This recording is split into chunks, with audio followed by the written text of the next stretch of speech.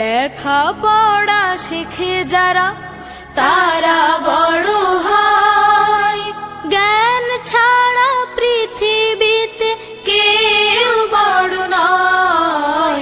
খুব খুব পড়ো, পাক কোরআনের প্রথম কথা পড়ো, সেই কথাটি শক্ত করে ধরো। পাক কোরআনের প্রথম কথা পড়ো, সেই কথাটি শক্ত করে ধরো। বিশ্ব তোমার হাতের মুঠোয়, মারবে পরাভয়।